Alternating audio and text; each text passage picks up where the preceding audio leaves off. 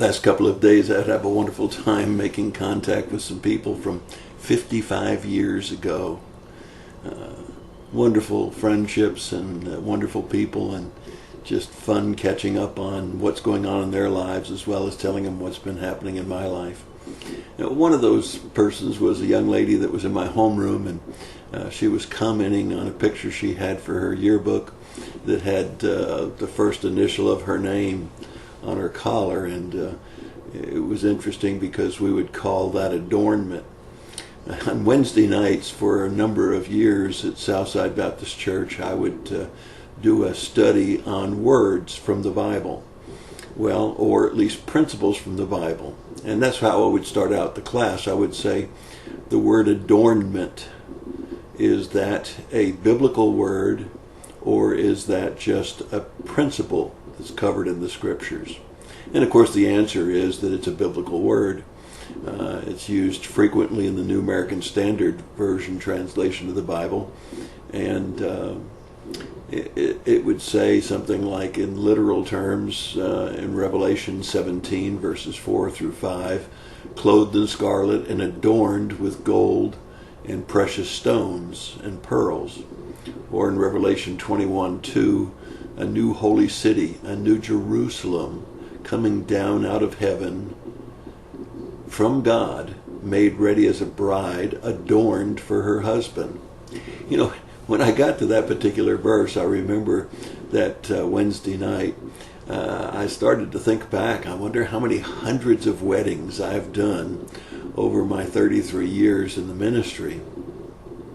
And I remember how many times I would comment to my wife Lois about how beautiful a particular bride might be. Now, that wasn't the smartest thing in the world to do, to tell your wife how beautiful a bride was, but nevertheless, I sometimes had the wisdom to say, but not as beautiful as you.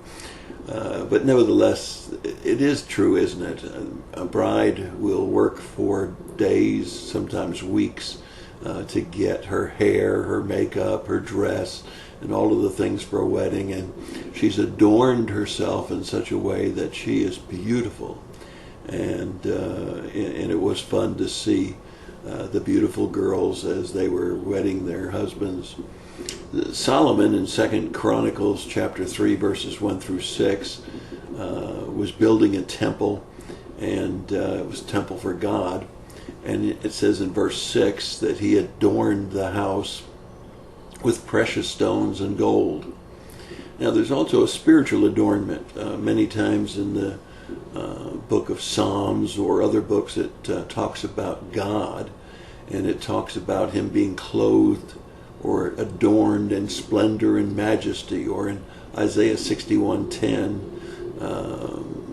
it says that Isaiah said, I would rejoice greatly in the Lord, for he has clothed me or adorned me with garments of salvation and righteousness, as a bride adorns herself with jewels. Well, all of that is interesting, and obviously I can't do the whole Wednesday night study because it was 45 minutes. Nevertheless, I thought the particular passage that I enjoyed the most, and have tried to really tell all of the counseling appointments that I've had, particularly with women who have low self-esteem, what it says in 1 Peter chapter 3 verses 1 through 6. In the same way, you wives, be submissive to your own husbands, so that even if any of them are disobedient to the word, they may be won without a word by the behavior of their wives. Notice it doesn't say by the beauty of their wives. It says that the husbands might come away from their disobedience because of the words. No, because of the behavior of their wives.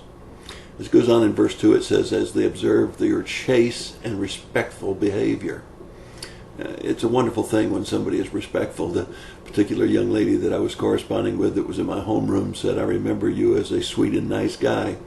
I'm really glad that's the way she remembers me. My recollection of some of my high school days were anything but sweet and respectful, and I'm glad that she saw me that way. But I ran with a bunch of guys that rode motorcycles. I dated some of the not so good girls in high school, and perhaps was not exactly what she remembers. Anyway, in verse 3 it says, "Let not your adornment be merely external braiding of the hair and wearing fine gold jewelry and putting on a dress." Now, I think that's very important. It says, "Let not your adornment be merely." It doesn't say that a woman could not dress up or have adornment on her clothing. But listen to what it says in verse 3. "But let it be the hidden person of the heart, with that imperishable quality of a gentle and quiet spirit, which is precious in the sight of God." Now, maybe she had me fooled too, but I remember her as being a very sweet and quiet young lady, and she seemed to have that gentle and quiet spirit that's precious in the sight of God. Verse 5, "For in this way in former times the holy women also who hoped in God used to adorn themselves, being submissive to their own husbands.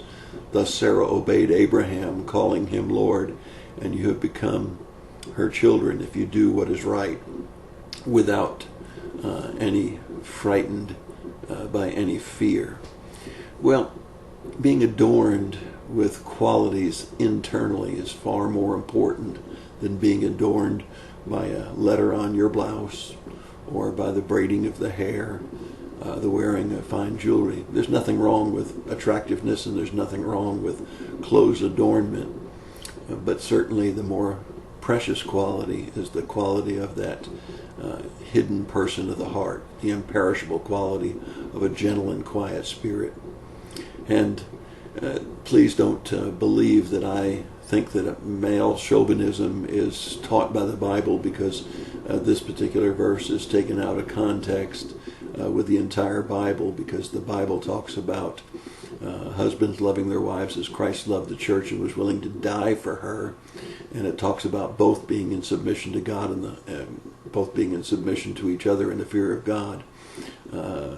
There's no question that God has placed the spiritual authority on the husband to lead his family spiritually, but it does not mean he treats his wife as a doormat. And so I hope that you don't get that out of this devotion.